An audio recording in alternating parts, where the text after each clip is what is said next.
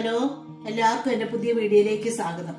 ഇന്ന് നമുക്കൊരു വെണ്ടയ്ക്ക തീയൽ ഉണ്ടാക്കിയാലോ. അതിനായിട്ട് 250 ഗ്രാം വെണ്ടയ്ക്ക കഴുകി വൃത്തിയാക്കി നീളത്തിൽ അരിഞ്ഞെടുത്തിട്ടുണ്ട്. 2 പച്ചമുളക് കീറി എടുത്തിട്ടുണ്ട്.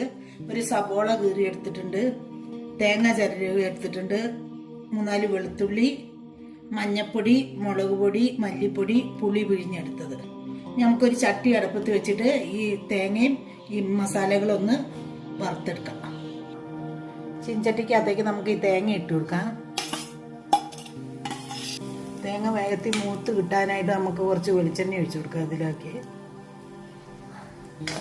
തേങ്ങ മൂത്ത് വരാൻ തുടങ്ങി. അതിലേക്ക് നമുക്ക് ഈ പൊളിച്ച് വെച്ചിരിക്കുന്ന വെളുത്തുള്ളി ഇട്ട് കൊടുക്കാം. ഇത് നന്നായി തേങ്ങ നന്നായി ഒന്ന് മൂപ്പിച്ചെടുക്കാം. തേങ്ങ മൂത്ത് വന്നിട്ടുണ്ട്. അതിലേക്ക് നമുക്ക് ഒരു 1.5 സ്പൂൺ മുളക് പൊടി ഇട്ട് കൊടുക്കാം. 1.5 സ്പൂൺ മല്ലിപ്പൊടി ഇട്ട് കൊടുക്കാം.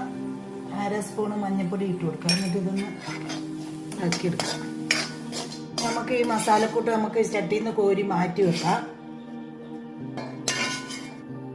ഈ ചട്ടിയിലേക്ക് തന്നെ നമുക്ക് കുറച്ച് വെളിച്ചെണ്ണ ഒഴിച്ചു കൊടുക്കാം. അതിലേക്ക് ഇച്ചിരി കടുക് ഇട്ട് കൊടുക്കാം. കടുകൊക്കെ പൊട്ടി വന്നിട്ടുണ്ട്. അതിലേക്ക് നമുക്ക് അരിഞ്ഞു വെച്ചിരിക്കുന്ന വെണ്ടയ്ക്ക ഇട്ട് കൊടുക്കാം. അതിൻ്റെ കൂടെ പച്ചമുളക് ഇട്ട് കൊടുക്കാം. ഇതിൻ്റെ കൂടെ നമുക്ക് അരിഞ്ഞു വെച്ചിരിക്കുന്ന സബോളയും കൂടി ഇട്ട് കൊടുക്കാം.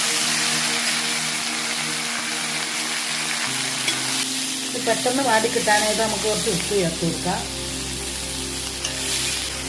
നമ്മുടെ വെണ്ടയ്ക്കയൊക്കെ വാടിയിട്ടുണ്ട്. അതിലേക്ക് നമുക്ക് വേകാൻ ആവശ്യമായ കുറച്ച് വെള്ളം ചേർത്ത് കൊടുക്കാം. ഇത് നമുക്കൊന്ന് മൂടി വെക്കാം. ഇത് നന്നായി വേണം. നമ്മൾ വറുത്ത് വെച്ചിരിക്കുന്ന തേങ്ങയൊക്കെ നന്നായിട്ട് ആറിയിട്ടുണ്ട്. നമുക്കൊരു മിക്സിയുടെ ജാറിലേക്ക് ഇട്ടിട്ട് നന്നായിട്ടൊന്ന് അരച്ചെടുക്കാം. നല്ല നൈസായിട്ട് അരിഞ്ഞ് കിട്ടണം. വെണ്ടയ്ക്ക വെന്ത് കിട്ടിയിട്ടുണ്ട്. നമുക്ക് അതിലേക്ക് അരച്ച് വെച്ചിരിക്കുന്ന അരപ്പ് ഇട്ട് കൊടുക്കാം. നമ്മുടെ അരപ്പൊക്കെ ചേർത്തു. ഇനി നമുക്ക് ഇതിൻ്റെ അകത്തേക്ക് പിഴിഞ്ഞ് വെച്ചിരിക്കുന്ന പുളിവെള്ളം ഒഴിച്ചു കൊടുക്കാം.